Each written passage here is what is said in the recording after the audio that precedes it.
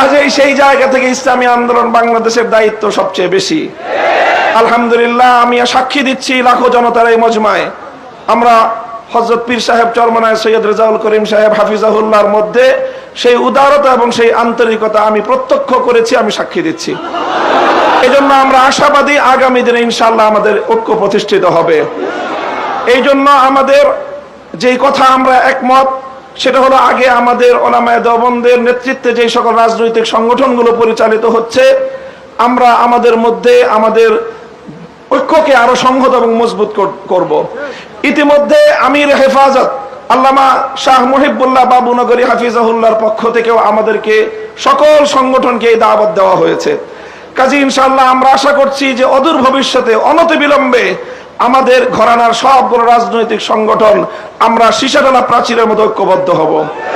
এরপরে বাংলাদেশে অপর তিনটি ইসলামী ধারাকেও রাজনীতির ক্ষেত্রে আল্লাহর জমিনে ইসলামী হুকুমত কায়েম করার জন্য তাদেরকেও আমরা তাদের কাছে দাওয়াত নিয়ে যাব ইনশাআল্লাহ। সেটা হলো, একদিকে বাংলাদেশে আরেকটি অঙ্গন রয়েছে আহলে হাদিস সম্প্রদায় হিসাবে বিশাল একটা সম্প্রদায় বাংলাদেশে রয়েছে। আমার যতদূর জানা তারাও এই বিষয়ে বর্তমানে অতীতের যে কোনো সময়ের তুলনায় উদার দৃষ্টিভঙ্গি লালন করছেন।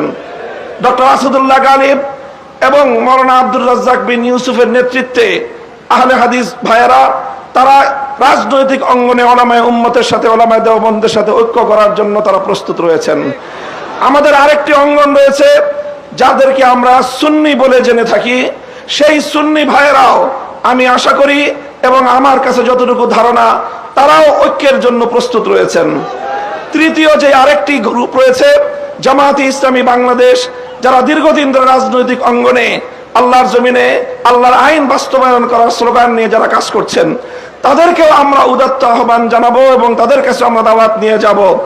এইভাবে উলামায়ে দেওবন্দ যদি ঐক্যবদ্ধ হয়ে আহলে হাদিস সুন্নি জামায়াতে ইসলামী সহ ঐক্যবদ্ধ হতে পারে, বাংলাদেশের উম্মতের উলামায়ে কেরামের কাছে জিজ্ঞাসা করা ছাড়া কোন রাজনৈতিক সিদ্ধান্ত গ্রহণ করা যাবে না।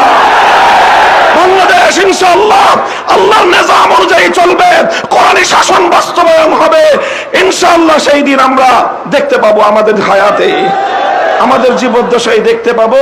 আমি আশা করি আগামী নির্বাচন হবে আমাদের জন্য সেই ধরনের বৃহত্তর একটি ঐক্য জাতিকে উপহার দেওয়ার মোক্ষম সময়। আমি আপনাদের সকলের কাছে দোয়া চাই যে এভাবে যেন আমরা আমাদের ভূমিকাগুলো পালন করে যেতে পারি।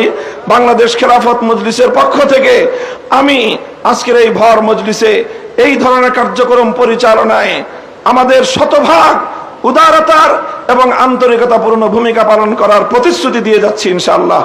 নাসরুম মিনাল্লাহি ওয়া ফাতহুন করিম। আসসালামু আলাইকুম ওয়া রাহমাতুল্লাহ।